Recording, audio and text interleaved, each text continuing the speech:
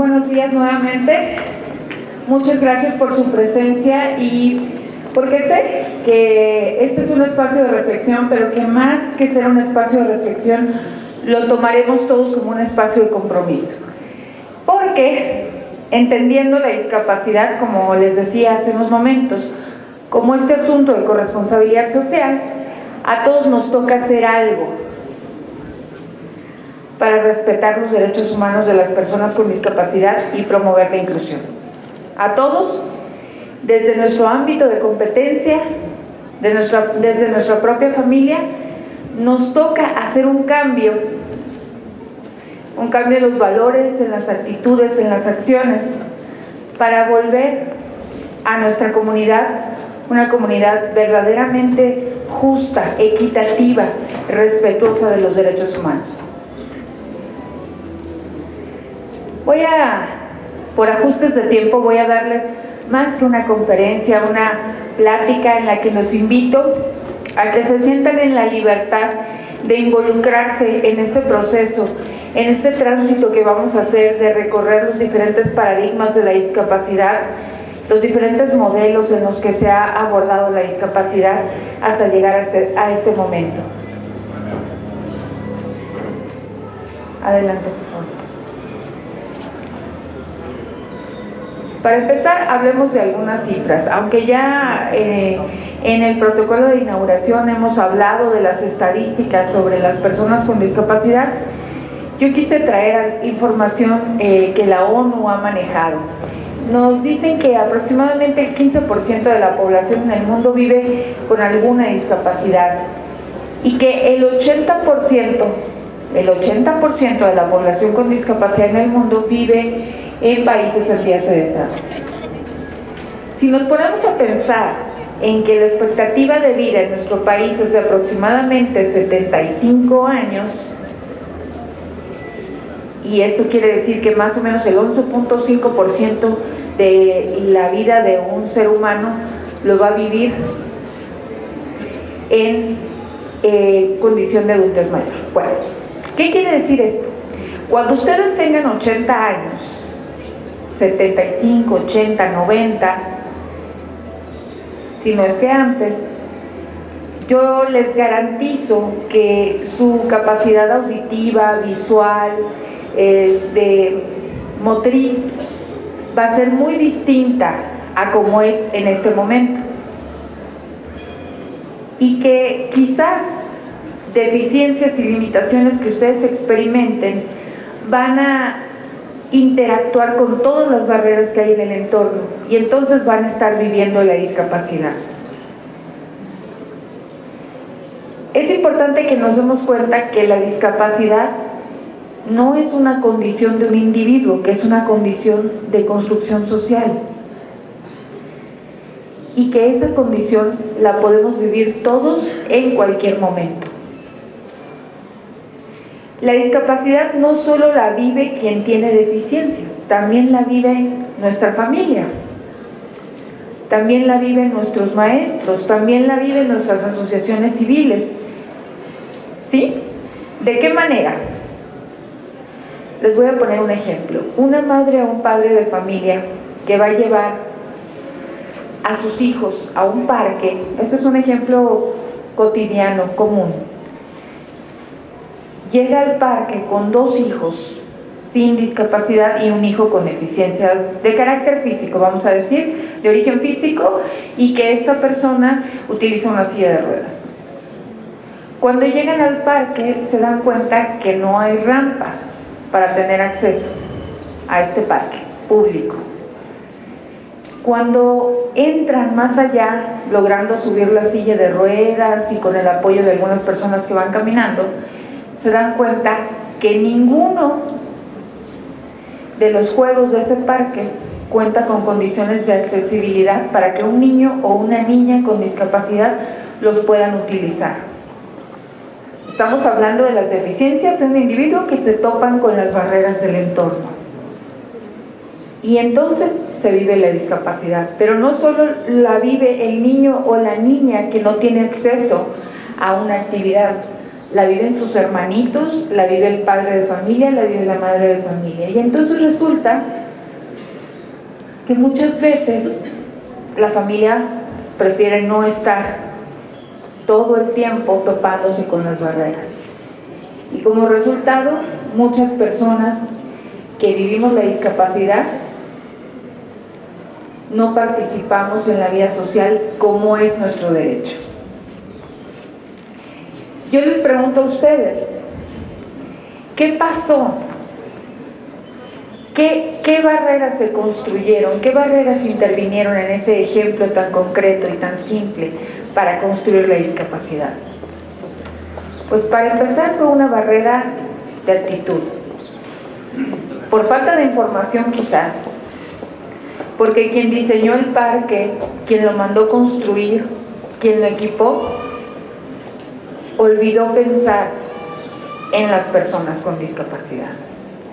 Pero las personas con discapacidad estamos aquí y, como les decía, somos aproximadamente el 15% de la población en todo el mundo. Esto quiere decir que más de 1.000 millones de personas en el mundo vivimos la discapacidad. ¿Cómo es posible que, si somos tantos, a la hora que se diseñan parques, escuelas, hospitales, centros de salud, centros deportivos, centros culturales, oficinas de gobierno, espacios privados también, cómo es posible que omitamos pensar y tomar en cuenta a las personas con discapacidad? Y vamos a ver por qué es lo que ha pasado en la humanidad para llegar a este punto. Y lo primero es que pensemos en cómo ha sido abordada la discapacidad a través de los años. Bueno, al principio hablamos de un modelo eugenésico de la discapacidad. Una antes, por favor, nos vamos a una lámina antes. Ahí. El modelo de prescindencia, que es el modelo eugenésico de exclusión. En algunas culturas, hace muchísimos años, cuando nacía un bebé, se daba el despeñadero. Por ejemplo, en la civilización, entre comillas, griega y romana, en donde lo más importante era el culto al cuerpo y lo deseable era ser hombre, joven y fuerte para involucrarse en los deportes de ese tiempo, pues si nacía un bebé con evidentes limitaciones, entonces lo que hacían era subir a una peña y dejarlo caer para que ese bebé no viviera. Y eso era el despeñadero. Y en este modelo eugenésico de la discapacidad, la persona que nacía con deficiencias o limitaciones era visto como no deseable. Y ese modelo se parece a lo que aún existe en el 2013. Pues, ¿cuántos mensajes de eugenesia no hemos oído cuando se trata de hablar de niños y niñas con discapacidad? ¿Cuántas veces no hemos escuchado? Decimos, eso quedó en la época de Grecia y Roma, ¿no? ¿Qué pasa cuando en este momento una mujer está embarazada y el médico o las enfermeras o la trabajadora social le sugiere no tener un hijo que va a nacer, por ejemplo, con síndrome de Down?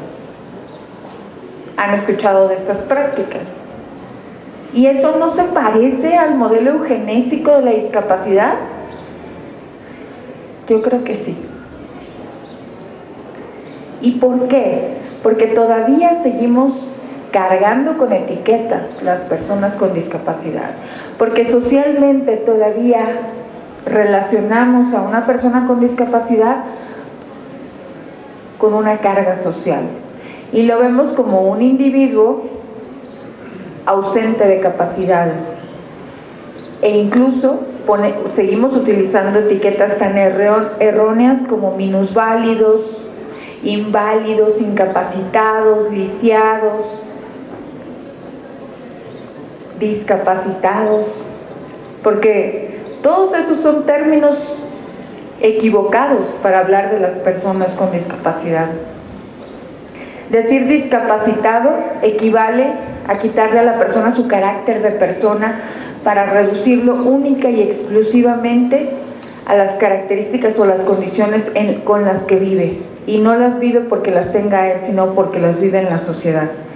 Decir discapacitado equivale a que una persona que tiene VIH sea llamada sidosa o sidoso, a que una persona que tiene cáncer sea llamada cancerosa o canceroso, o a que una persona que tiene artritis sea llamado artrítico o artrítica.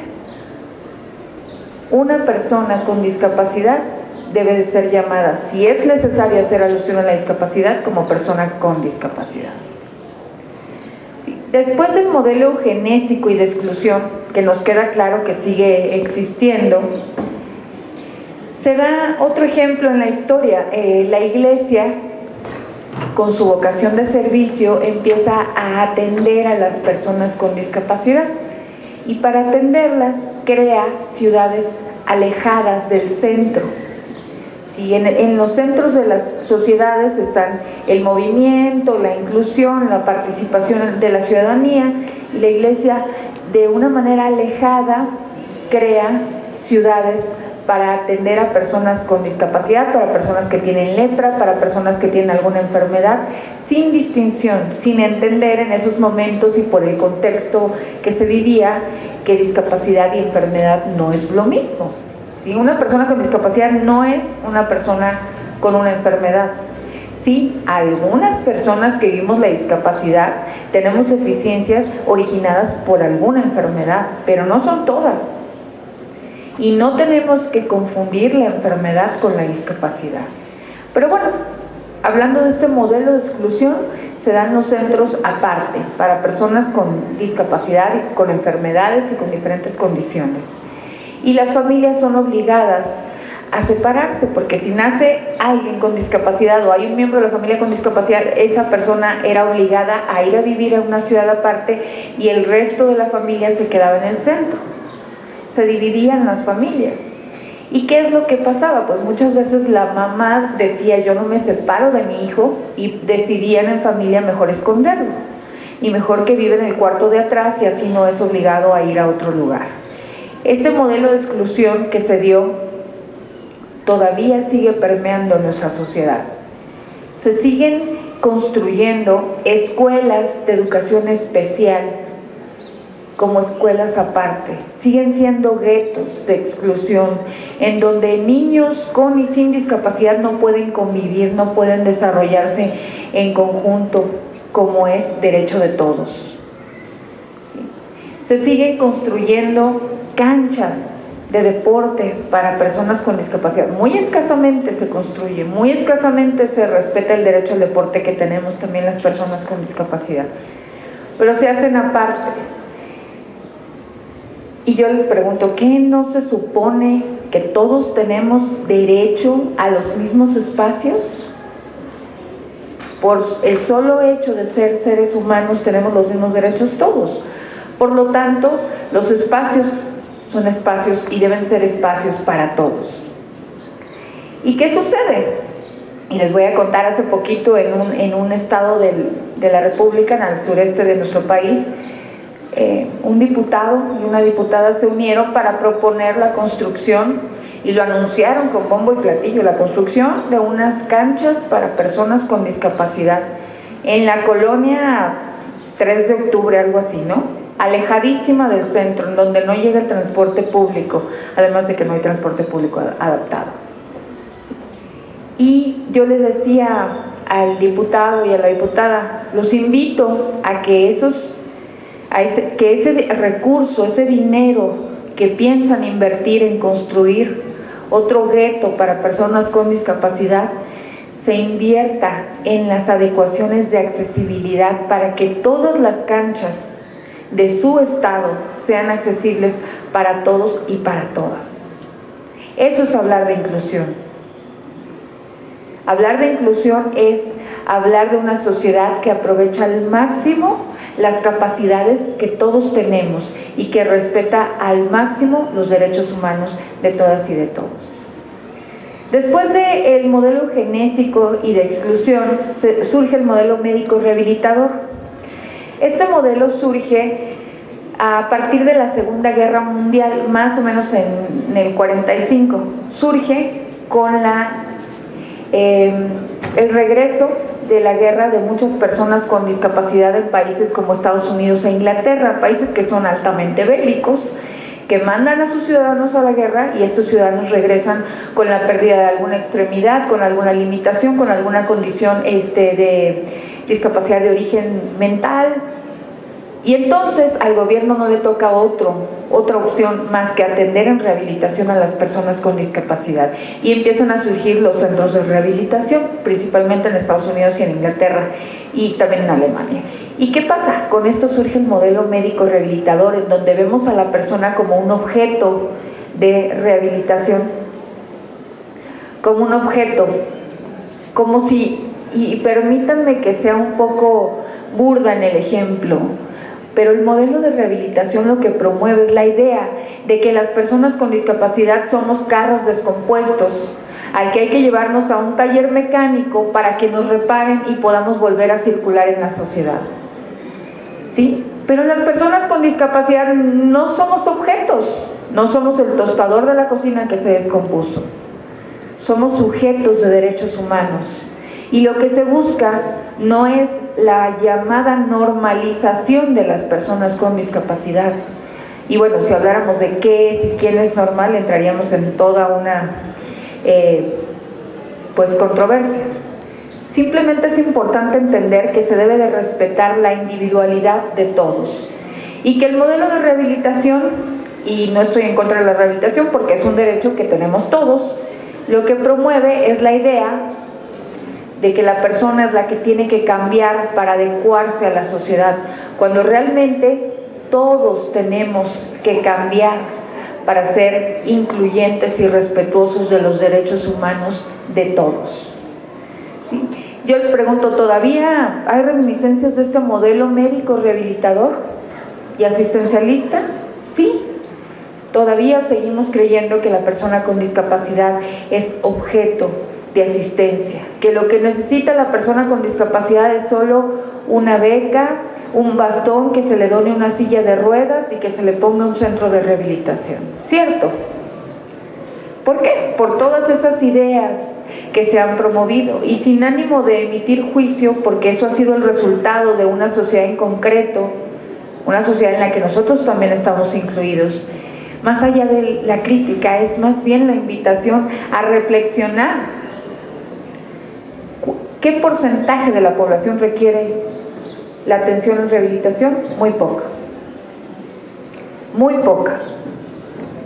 Es un derecho, sí, y los centros de rehabilitación surgen para respetar ese derecho que tenemos todos y todas a la rehabilitación. Pero sí los invito a pensar a la persona con discapacidad como lo que somos, sujetos de derechos humanos. Y ese tránsito que se dio hacia el modelo de inclusión y derechos humanos surge a partir de la Convención sobre los Derechos de las Personas con Discapacidad, que es un tratado internacional que México promueve, firma y ratifica, y que obliga al Estado mexicano a trabajar en las políticas públicas, políticas de gobierno, planes, programas y presupuestos en beneficio de la población con discapacidad. Pero ya casi para terminar, quiero darles una noticia. México firma este tratado internacional que adquiere mayor fuerza a partir de la reforma constitucional en materia de derechos humanos del 11 de junio del 2011, del 10 de junio del 2011. Hay una reforma en la Constitución que da mayor valor a los tratados internacionales en materia de derechos humanos. Más allá de eso, más allá de que es un compromiso y que está en el marco jurídico internacional y nacional también con la Ley General para la Inclusión con la que se trabajó en la armonización de esta convención, y más allá de que también los estados de la República tienen su propia ley en materia de inclusión de personas con discapacidad, tenemos que entender, como les decía al inicio, que la discapacidad tenemos que asumirla como un compromiso de todas y de todos. ¿Por qué? Bueno, por muchas razones.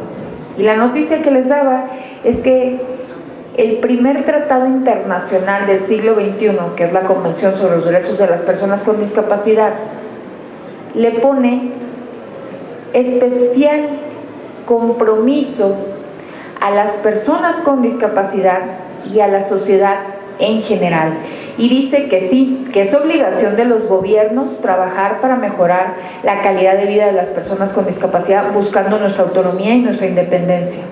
Sí, es compromiso de las autoridades, pero es compromiso también de las comisiones de derechos humanos estatales y nacionales. Pero la Convención dice que es también un compromiso y un deber de la sociedad en general involucrarse en el cambio social que se requiere. Yo creo que aquí todos y todas estamos de acuerdo que tenemos que cambiar culturalmente hacia una cultura de inclusión de las personas con discapacidad. Eso solo se va a lograr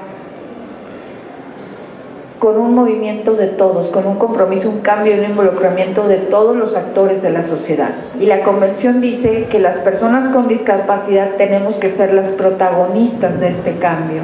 Y por eso la frase de la Convención es: nada sobre nosotros sin nosotros. Nada sobre las personas con discapacidad sin que las personas con discapacidad estemos involucrados. Pero nosotros estamos muy conscientes y lo plasmamos en una convención, que nada sobre nosotros, nada sobre las personas con discapacidad se logrará sin el apoyo de todos ustedes. Muchas gracias.